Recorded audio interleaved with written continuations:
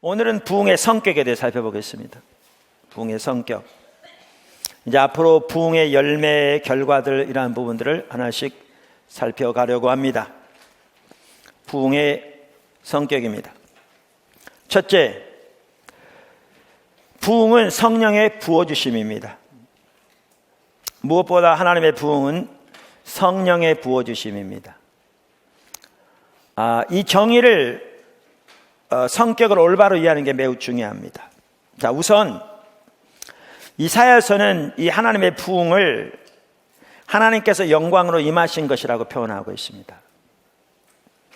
오늘 읽은 본문 말씀, 우리가 이사야 하반부에 나오는 신약의 교회를 향한 하나님의 유업에 대해 살펴볼 때도 보았습니다만은 사실 하나님의 부흥에 대한 구절입니다. 이 구절은 우리가 이미 살펴본 대로 이사야서 60장 본문은 가장 먼저는 그 당시 바벨론 포로로 잡혀가 있는 이스라엘 백성들의 회복에 대한 예언이지만 보다 근본적으로는 신약의 교회를 위한 약속이다 이미 살펴보았습니다. 그러면서 여기에는 그래서 이게 부흥에 대한 건데 뭐라고 표현하고 있는가 하면 하나님의 영광이 내 위에 임하는 것이라고 표현합니다. 부흥을 하나님의 영광이 내 위에 임하는 것, 하나님의 백성들 위에 임하는 것. 그래서 어둠이 땅을 덮을 것이고 캄캄함이 만민을 가려는 것처럼 세상은 어두워질지 모르지만 하나님께서 하나님 백성들 위에, 즉 하나님의 영광이 하나님 백성들 위에 임하시리라, 나타나리라. 그래서 그 결과가 무엇인가? 나라들이, 왕들이 하나님 백성들께로, 하나님께로 그들을 통해서 나오게 되리라, 이렇게 말하고 있습니다. 그래서 우리가 이미 살펴본 대로 부흥의 유업과 열방의 유업은 같이 간다. 성경에 보면 하나님의 부흥의 결과로 열방이 하나님께로 놀라우게 돌아오는, 사실 2000년 교회사에 있었던 놀라운 부흥들만 보더라도 그때마다 대규모로 이런 영혼들이 하나님께 돌아온 것은 역사적인 증거입니다. 자, 두 번째, 그러므로 부흥의 핵심은 성령의 임재입니다. 그러므로 부흥의 핵심은 성령의 임재입니다. 하나님의 부흥은 하나님의 성령을 대규모로 부어주시는 것이기 때문에 부흥에서 핵심은 성령의 무서운 임재입니다. 부흥 때는 무섭다고 표현할 수 있는 성령의 강력한 임재가 함께 하십니다. 심지어 하나님을 전혀 알지 못하는 사람들도 그 하나님의 성령의 임재를 의식할 정도로 강력하게 성령의 임재가 함께 하십니다. 아까 말씀드린 박영규 박사가 쓴 세계 부흥운동사에 보면 1907년 평양 대부흥이 임했는데 우리가 잘 아는 대로 평양 대부흥에 대한 미국 선교사들의 본부로의 보고한 내용이 실려 있습니다. 그 중에 제가 두 건을 읽어보겠습니다. 두 건을. 하나는 장대현 교회, 평양 장대현 교회에 있었던 하나님의 부흥에 대해서 조지 맥큐이라는 선교사가 당시 미국 북장로교 총무 브라운 목사에게 보고한 내용입니다. 우리는 매우 놀라운 은혜를 경험하고 있다. 성령께서 권능 가운데 임하셨다. 보십시오. 부흥은 성령이 임하시는 겁니다. 장대현 교회에서 모인 지난밤 집회는 최초의 실제적인 성령의 권능과 임재의 현시였다. 우리 중 아무도 지금까지 이전에 그 같은 것을 경험하지 못했으며 우리가 웨일스, 인도에서 일어난 부흥운동에 대해서 읽었지만 이번 장대현 교회의 성령의 역사는 우리가 지금까지 읽었던 그 어떤 것도 능가할 것이다. 그러한 강력한 성령의 부어주심이 있었습니다. 다른 하나는 1907년 2월 평양의 남사년 감리교회에 임한 성령의 역사를 목도한 노블 선교사의 보고 내용입니다. 이렇게 말하고 있습니다. 우리에게는 한국 교회에 내 자신이 지금까지 목격하지 못했고 듣지도 못했던 가장 놀라운 성령의 부어주심의 현시가 있었는데, 아마도 사도시대 이후 이보다 더 놀라운 성령의 권능과 현시, 현시란 임재란 말입니다. presence. 성령의 권능과 현시는 없었을 것이다. 매 집회마다, 매 집회에서 주님의 권능이 교회 전체와 때로는 밖에 임했다. 남녀가 회개의 역사로 꼬꾸라지고 의식을 잃었다. 전 도시는 마치 죽은 자를 위해 통곡하고 있는 듯했다. 이와 같이 부흥은 성령의 부어주심이기 때문에, 그래서 하나님의 성령의 임재가 핵심입니다. 세 번째, 오순절이 부흥의 모델입니다. 오순절이 부흥의 모델입니다. 오순절은 첫 번째 부흥이자 부흥의 모델입니다.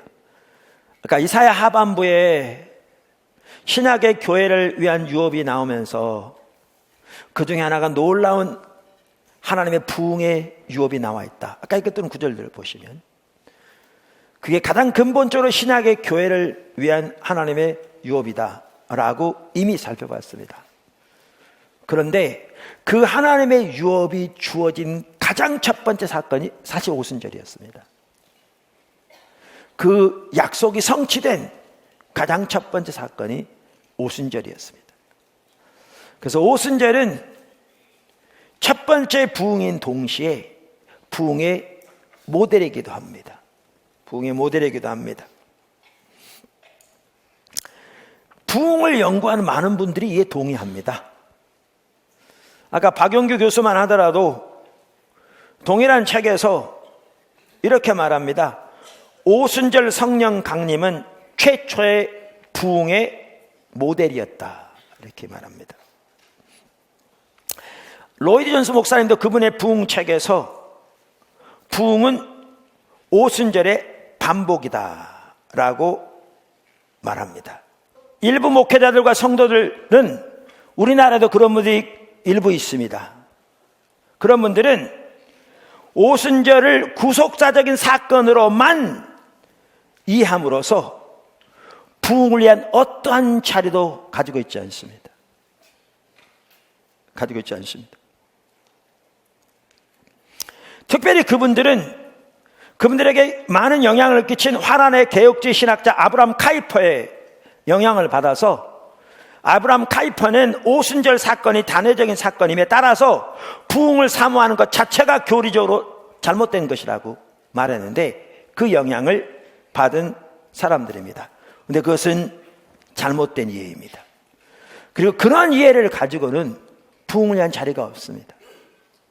부흥을 위한 자리가 없습니다. 제가 왜 오늘 박용규 교수의 교수님의 말을 자주 인용하냐면, 그분이 장로교 목사님입니다. 갈빈주의자죠. 지금 총신 신대원 교수님이라니까요. 근데 그분이 그 책에서 이렇게 얘기합니다. 그분은 참된 칼빈주의는 부흥과 성령의 역사를 강조한다고 주장하면서, 그분은 이렇게 얘기합니다. 참된 칼빈주의는 영적 충만을 사모하며 부흥과 성령의 역사, 성령의 임재와 충만을 강조한다. 칼빈주의가 강해질수록 뚜렷한 영적 경험을 경험한다. 사실 엄격한 칼빈주의는 뭐냐? 성경대로 하자는 겁니다. 그게 죄송합니다. 개혁주의는 칼빈주의는 개혁주의 한 부분이고요. 그러니까 개혁주의가 뭐냐? 엄격하게 성경대로 하자는 겁니다. 그럼 이분이 표현한 내용이 뭐냐? 우리가 성경대로 올바로 때 강한 부흥이 일어나거든요. 그 내용이죠. 자, 그러면서 칼빈주의가 강해질수록 뚜렷한 영적 성장을 경험한다. 그것은 부흥이 참된 교회로부터 필연적으로 나오는 결과이기 때문이다. 로이드 존스가 말한 대로 성령의 역사에 민감하지 못한 칼빈주의는 참된 칼빈주의가 아니다. 그러면서 그분은 로이드 존스 목사님의 말을 인용합니다. 그럼 로이드 존스 목사님의 말은 뭐라고 그러냐? 성령의 찾아오심과 물러가심에 대해서 아무것도 알지 못하는 칼빈주의는 칼빈주의의 모조품에 불과합니다. 그런 것을 칼빈주의라고 하는 것을 저는 반대합니다. 몇 줄 띄고 차갑고 서글프고 음울하고 침체된 칼빈주의는 칼빈주의가 아니라 칼빈주의의 모조품에 불과합니다. 몇 줄 띄고 칼빈주의는 감정, 열정, 뜨거움, 찬양, 감사로 나아가야 합니다. 그래서 부흥의 모델은 오순절이고요. 뿐만 아니라 부흥의 모델이란 말은 박영규 박사님이 말한 것처럼 사도행전은 부흥이 성령의 역사라는 사실, 말씀을 매개로 하여 시작되었다는 사실, 참된 회개가 개인과 공동체에 임한다는 사실, 그리고 그 결과 성령의 충만, 놀라운 교회 성장, 사회 변혁이 이어졌음을 분명히 보여준다는 의미에서 또한 모델이라 그 말입니다. 할렐루야. 그래서 부흥의 모델은 오순절입니다. 이제 네 번째, 이것을 좀 더 오늘 아침 제가 살펴보려고 하는 게, 그래서 하나님의 부흥을 준비함에 있어서 성령께서 능력으로 임하시는 것에 대한 자리가 필수입니다. 하나님의 부흥을 준비함에 있어 성령께서 능력으로 임하시는 것에 대한 자리가 필수입니다. 일부는 살펴봤습니다. 제가 그걸 좀 더 살펴보려고 합니다. 그러니까 부흥은 성령의 부어주심입니다. 그렇기 때문에 우리가 부흥을 준비함에 있어, 그리고 부흥을 위해 기도하고 부흥을 기대함에 있어서 우리에게 반드시 있어야 할 자리는, 혹은 우리가 가져야 할 신학적인 이해나 우리의 신앙 안에서의 가져야 할 그 가치는 성령의, 오늘날도 하나님의 성령을 우리에게 놀랍게 부어주시는 그 일에 대한 이해입니다. 성령을 놀랍게 우리에게 부어주시는, 다시 말하면 성령이 능력으로 우리에게 임하시는 것에 대한 우리가 신학적인 혹은 성경적인 혹은 가치관의 그 자리가 없을 때 부흥을 위한 자리가 없는 거죠. 그리고 그 자리가 없으면 부흥을 위한 기도도 있지 않고, 아까 로이 존스 목사님 말대로 그렇게 교회가 침체되어 있는데 그들은 그런 부흥을 위한 자리를 전혀 가지고 있지 않는 거죠. 제가 이 나머지 부분에 있어서는 특별히 로이드 존스 목사님의 책을 좀 읽으면서 설명하려고 합니다. 그 부흥 책, 우리가 많이 이번 그 시리즈를 살펴보면서 인용하고 있는데 그 책 참 귀합니다. 우리가 몇 번 살펴봤습니다만은 특별히 성경 창세기 26장 17절 18절에 보면 이삭이 아베멜렉을 떠난 후에 사건을 말하면서 이렇게 말하거든요. 이삭이 그곳을 떠나 그랄 골짜기에 장막을 치고 거기 거루하며 그 아버지 아브라함 때 팠던 우물들을 다시 팠으니 이는 아브라함이 죽은 후에 블레셋 사람이 그 우물들을 메웠음이라. 그러니까 이것을 비유로 들어서 설명하는 거죠. 그러니까 사막에서 물이 없는 건, 우물이 없는 건 죽음이잖아요. 이 절박한 상태에 처하게 되었을 때 이삭이 어떻게 했느냐, 이것은 우리에게 매우 중요한 것을 보여준다. 교회가 침체되고 죽어있는 상황이 될 때마다 교회의 역사를 보면 새로운 프로그램을 동원하지 않았다. 그들은 과거로 돌아갔다. 즉 오순절로 돌아갔다. 부흥을 위해 기도했다. 부흥이 그들을 살렸다. 이제 이런 부분에 말하면서, 그러면서 이걸 토대로 해서 거기 우물이 있는데 블레셋 사람들이 메꿔버려서 쓰레기로 가득 차서 물을 얻을 수 없는 거죠. 그러니까 물을 얻으려면 블레셋 사람들이 메꿔놓은 쓰레기를 치워야 한다. 그러면서 그분은 부흥이 오려면 우리에게서 치워져야 할 영적 쓰레기들을 하나하나 다룹니다. 전반부에서. 아주 귀한 책입니다. 자, 그러면 그렇기 때문에 하나님의 부흥이 우리에게 임하기 위해서는 오염된 교리들이 치워져야 한다는 거죠. 올바로 되어져야 한다. 그러면서 그분이 이것저것 다루다가 나중에 뭐를 다룬 줄 아십니까? 성령에 대해 다룹니다. 성령에 대한 오염된 교리를 다뤄요. 이 부분이 올바로 되어져야 부흥이 올 수 있다. 그러면서 이렇게 말합니다. 그 책 69쪽입니다. 그런 다음에 이제 우리는 다음 교리, 성령의 인격과 사역의 교리로 나아가야 합니다. 많은 방면에서 이 성령의 교리를 교리는 제가 다루었던 모든 교리 중에서 가장 실제적인 교리입니다. 몇 줄 띄고, 블레셋 사람들은 언제나 성령의 인격과 사역을 감추는데 관심이 있었습니다. 이게 블레셋 사람들은 뭐예요? 그러니까 그 배후에 이게 뒤에 사탄의 역사도 있고요, 오염된 잘못된 교리와 가치관을 가지고 성령의 역사를 대적하고 가로막고 성령을 소멸하는 그러한 사람들을 가리키는 거죠. 그걸 지금 블레셋 사람들이라고 표현하고 있죠. 성경의 비유를 들어서.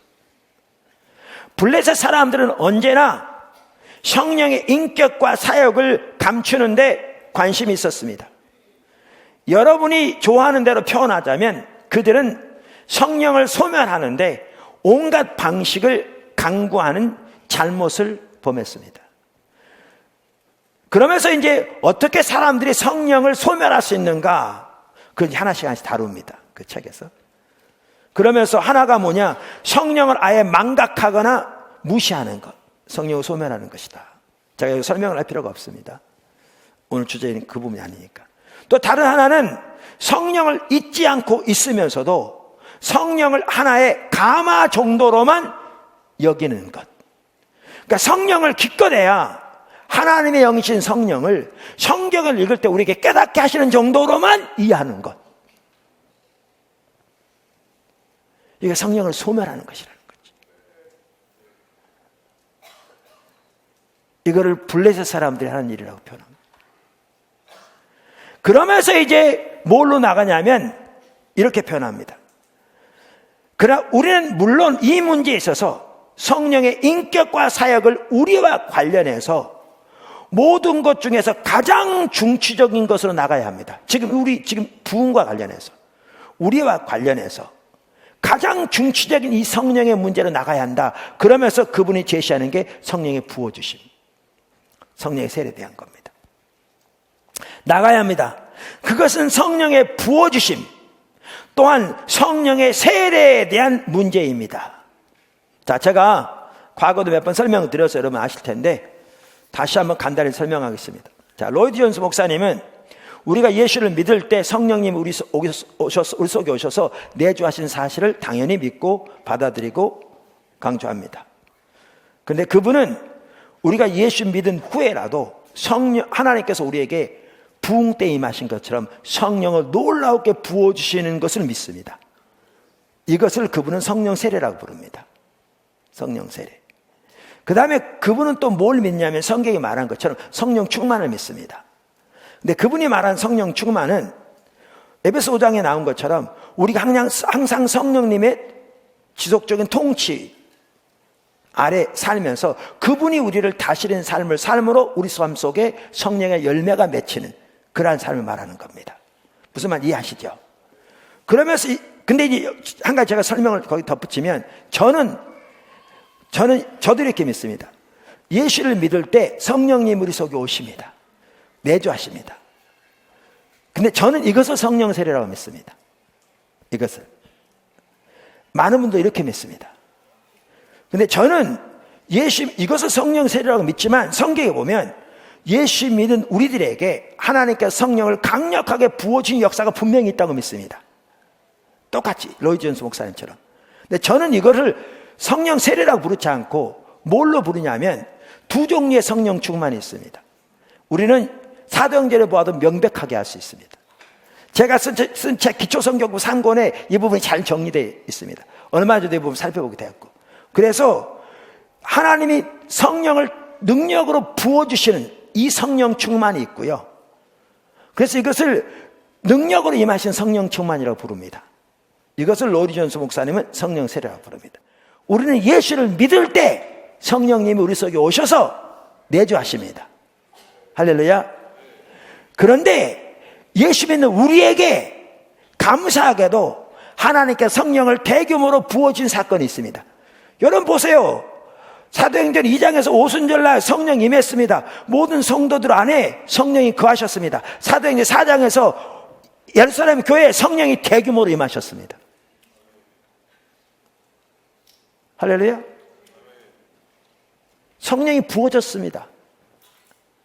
단순히 성령이 그들의 성령의 통치와 지배 아래 있었던 삶을 말하는 게 아니고 성령이 그들에게 대규모로 부어진 겁니다. 이거를 로이드 존스 목사님은 성령 세례라고 부르는 것이고, 저나 또 많은 여러 학자들은 그 부분을 보는 분들은 능력으로 임하시는 성령 충만이라고 부르는 겁니다. 용어는 다를지 모르지만. 할렐루야. 자, 이제 그분의 말을 제가 읽어보겠습니다. 중추적인 것으로 나가야 합니다. 그것은 성령의 부어주심, 또한 성령 세례에 대한 문제입니다. 그것은 부흥의 전체 문제와 관련해서 중추적인 요점입니다. 왜냐하면 아까 읽었잖아요. 왜냐하면 부흥이 뜻하는 바는 규정상 하나님의 성령의 부어주심이라고 생각되기 때문입니다. 아까 읽었죠.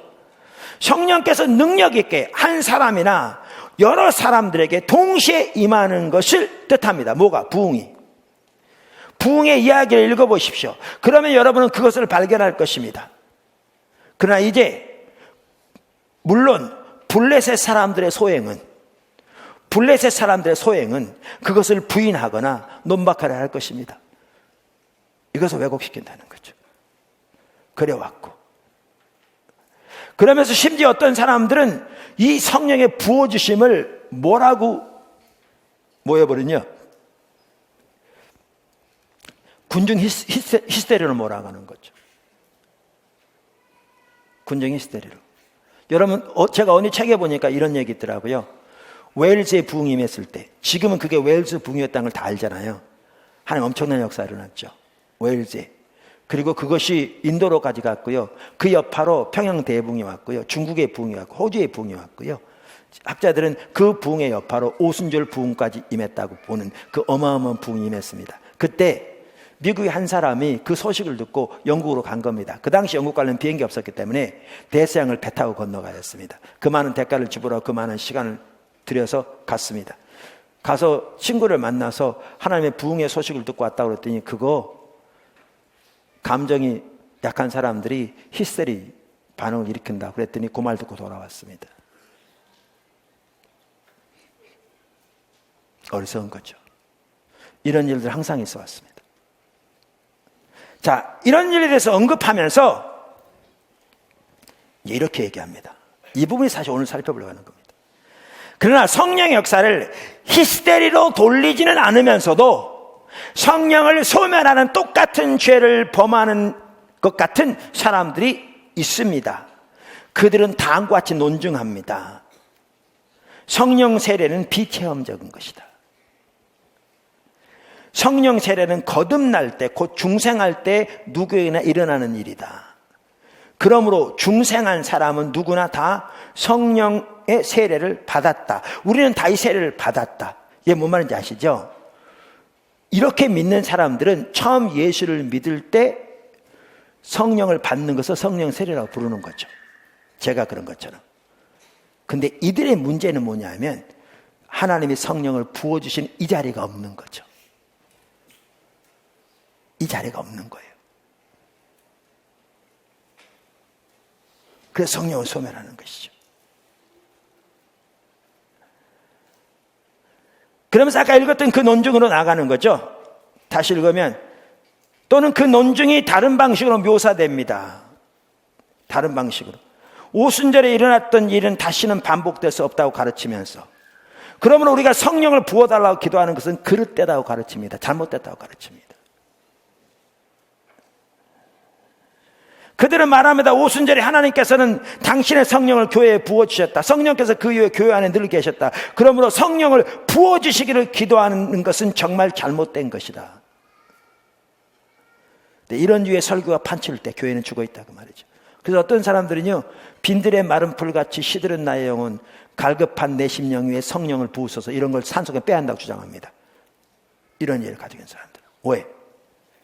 성령이 이미 와 계신데 무슨 성령을 달라고 그래? 이게 그걸 말하는 겁니다. 로이 존스 목사님은 이것을 블레셋 사람들의 소행이라고 보는 거죠. 저도 동의합니다. 성령을 소멸하는 일인 거죠. 계속해서 그는 말합니다. 제가 책을 가지고 와서 읽으려다가 사실은 이 마커가 없었어요. 읽을 부분만. 그래서 제가 썼어야 해. 타이틀을 쳤어요. 제가 볼 때 같은 잘못을 다음과 같은 방식으로 저지른 사람들이 있습니다. 그들은 성령 충만에 대해서 말합니다. 여기서 말한 성령 충만, 아까 말한 성령이 다스리시는 통치한 성령 충만. 그러니까 예수 믿을 때 우리에게 성령이 모시는 것과 성령 충만만 강조한다는 거죠. 요 가운데 성령이 능력으로 임하시는 부분에 대한 자리가 없다는 거죠. 그러니까 표현이 다를지 모르는 같은 방식으로 지금 성령을 소멸하는 것을 쭉 언급하고 있습니다. 그들은 성령 충만에 대해서만 말합니다. 관심을 기울여야 하는 것은 바로 그것이다. 모든 그리스도인들, 교회 지체들에게 필요한 것은 성령의 충만함을 계속 받고 있어야 한다. 그들이 성령의 충만함을 받는다면 더 이상 무엇이 필요하겠는가? 이러한 성령의 세례를 위해서 기도하는 것이나 성령의 강림하심에 대해서 말하는 것은 불필요한 일이다.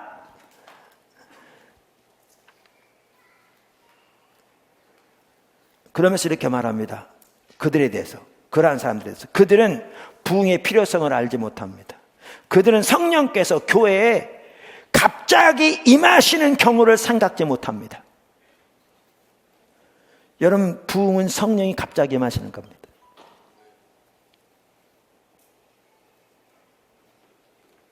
아까 들어보셨습니까? 평양 장대현 교회?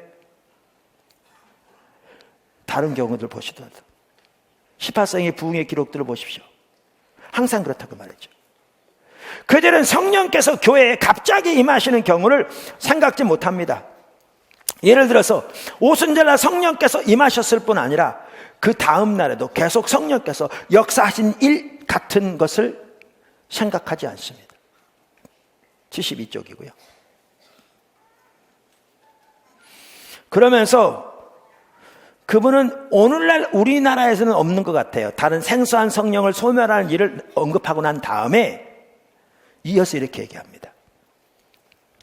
다른 말로 해서 그렇게 많은 사람들이 논박하고 무시하고 태만히 여기는 것은 바로 제가 말하는, 잘 들어보십시오, 성령의 직접적이고 즉각적인 역사임을 말씀드리고 싶습니다.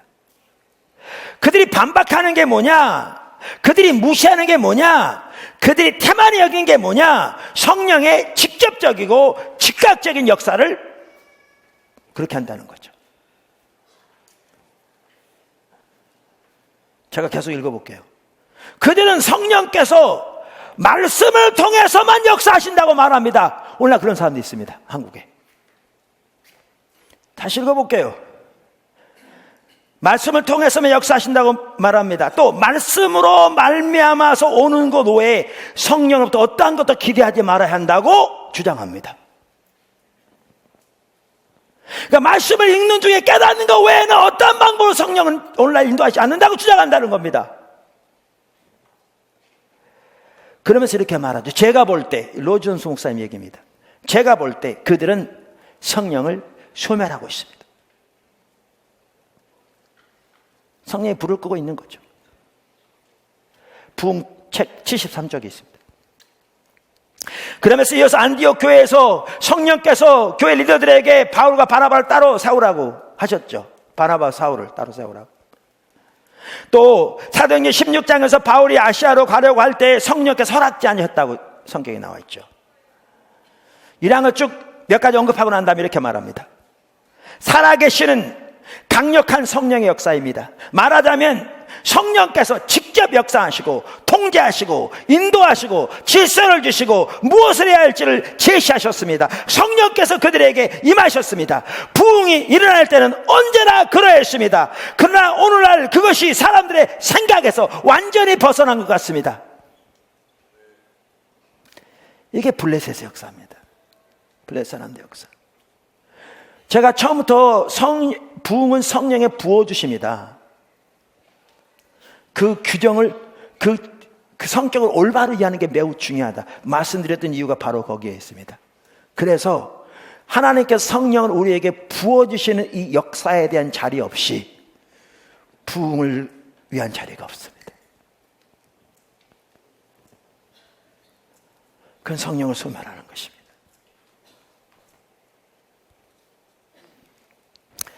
그러면서 아까 말한 그 영적인 치유자, 영적인 쓰레기를 다루면서 그 사장이 아까 뭐라고 그랬죠? 오염된 교리라고 그랬는데 거기서 한 핵심으로 이제 성령에 대한 부분을 다루면서 이제 그 마무리하면서 이렇게 말합니다. 장을 마치면서 성령의 인격과 사역에 관한 책들이 많이 쓰여졌음을 여러분은 아실 것입니다.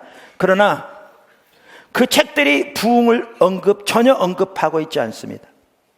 그들은 성령의 임하심과, 이건 학자들이 쓴 책을 주로 말하는 겁니다. 학자들이 쓴 책. 그들은 성령의 임하심과 하나님의 성령의 부어주심을 언급하지도 않습니다. 저는 여러분에게 그 책의 저자들을 제시할 수 있습니다. 부흥에 대해서 한마디도 없습니다. 어째서 그럴까요? 제가 묘사한 그 가르침 때문입니다. 아까 살펴본 그 가르침 때문에. 그들은 더 이상 부흥을 믿지 않습니다. 그저 성령의 충만함을 믿으면 된다고 생각하고 전체 교회가 그래야 한다고 권하고 있습니다. 갑자기 성령께서 사람들에게 임하신다는 것은 생각지도 않습니다. 성령께서 부흥 시에 행하시는 방식으로 놀라우리만큼 역사를 일으킨다는 것을 전혀 염두에 두고 있지 않습니다. 아까 평양 대부흥 때 일어났더니 뭐라고요? 사람들이 성령 임재 앞에서 자기들 죄가 보여지면서 죽은 듯 쓰러졌다고 했잖아요. 그러니까 쓰러지는 게 예를 들면 중요한 거라 그 얘기는 전혀 아닙니다. 제 얘기는 성령의 비상한 역사들을 말하는 거죠. 비상한 역사들. 온 도시 전체가 초상집 같은 그들의 죄를 탄식하고 회개하느라고.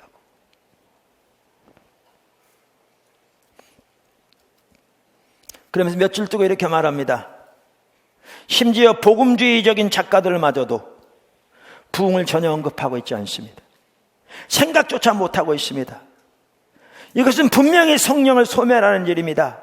왜냐하면 성령께서는 보편적인 사역이라고 부를 수 있는 것뿐만 아니라 특이한 사역이라고 부를 수 있는 것도 행하시기 때문입니다. 곧 부흥도 일으키신다는 말씀입니다. 물론 우리는 복음을 전해야 합니다. 성령 충만에 대해 설교해야 합니다. 그러나 그보다 더 우리는 성령을 교회 전체에 부어주시기를 하나님께 부르짖어야 합니다. 그것이 부흥이요, 그것이 성령 강림이요, 성령께서 통상적이고 보편적인 사역을 넘어서서 사역을 부어주시는 일입니다. 하나님께서 주권과 무한한 은혜로 때때로 교회사의 오랜 기간 동안 이렇게 놀랍고 비상하고 특이한 일을 행하셨습니다. 특별히 우리나라에 그렇게 잘못 이해하는 분들이 꽤 있다 그랬는데, 김영한 박사는요 이 부분에 이렇게 얘기합니다.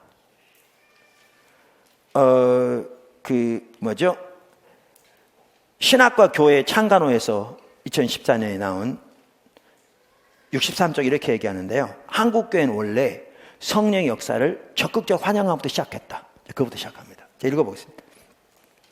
1903년 하디 선교사를 통한 원산 부흥과 1907년 방위랑 선교사와 길선주 목사를 통한 평양 대부흥, 그리고 1920년대와 30년대의 김육두 목사를 통한 신유의 역사 등 놀라운 성령의 역사를 경험한 한국교회는 기적적인 은사들을 포함하여 모든 성령의 은사들을 인정하는 은사 지속론적인 관점에서 더 나아가 성령의 역사를 적극적으로 환영하고 사모하는 것으로 시작하였다. 한국이 이렇게 시작하였다는 거죠. 특별히 신학적으로도 초기 평양 장로교 신학교에서는 성령 세례를 강조한 남경신학교와 북진화 신학교 교수 가옥명 선교사의 성령론에 근거하여 은사 지속론을 가르쳤다, 이렇게 말합니다. 성령 세례를 강조하는. 그런데 왜 바뀌게 되었냐, 한국교회가 이렇게. 그 원인을 그분은 이렇게 말합니다. 그러던 중에 이제 해방 이후에 찰스 하치, 벤자민 워필드 박사 등의 구 프린스턴 학파의 신학을 개성한 박형룡 박사와 화란의 아브라함 카이퍼 박사의 영향을 받은 박윤선 박사의 영향으로 모든 기적적인 은사들은 사도시대로 끝났다고 주장하고, 오순절은 단회적인 사건으로서 이미 끝난 사건이기 때문에 더 이상 그와 같은 성령의 역사를 추구하지 말아야 된다는 은사 중지론이 한국교회에 퍼지게 됐다. 그래서 퍼진 겁니다. 근데 그 책에 보면 이렇게 나옵니다. 박영용 박사는 부인 박순도 권사님의 영향으로, 그 다음에 박윤선 박사님은 차영배 박사님의 영향으로 두 분 모두 나중에는 다 입장을 바꿨습니다. 그런데 그분의 제자들은 여전히 그러한 이해를 가지고 있습니다. 더 나아가 그 프린스턴 학파가 그렇게 주장을 했는데 그 해당 미국 장로교회, 미국 연합 장로교회 UPC라고 그러는데 거기에서는 1970년에 성령 사역에 관한 특별위원회를 구성해서 아까 말한 벤자민 워필드 등의 그러한 주장을 연구했어요. 그리고 연구 결과를 The Work of the Holy Spirit, 성령의 사역이란 책을 통해서 출판했는데 그 출판에 뭐라고 나온 줄 아십니까? 그 교단에서 연구 결과 나온 그 결과가 워필드의 견해를 성경 해석학적으로 또는 역사적으로 정당화하는 것은 어렵다. 잘못됐다고 말입니다. 그리고 지금 미국 신학교에서 은사 중지론은 급속도로 사라지고 있습니다. 성경적이 아니니까요. 그런데 한국에 그러한 영향력을 가지고 있는 사람들이 적지 않아서 성령님의 직접적이고 초월적인 이런 하나님의 역사를, 성령 역사를 받아들일 자리가 없는 거죠. 그러면서 부흥을 얘기하는 것은 어리석은 일입니다.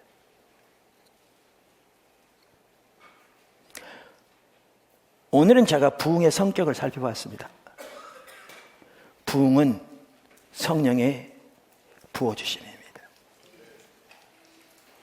그렇기 때문에 부흥에 있어서 가장 핵심적인 요소 중에 하나는 무서운 성령의 임재입니다. 아까 한 예만 들었습니다. 얼마나 놀랍습니까? 어떤 일이 나오고 있는지도 모르는데 미국에서 240km 떨어진 해상에서 그들이 하나님의 임재 앞에 자기들의 죄가 보이고 하나님의 사랑이 보여지니까 회개하고 돌이켜 구원받는 역사가 일어납니다.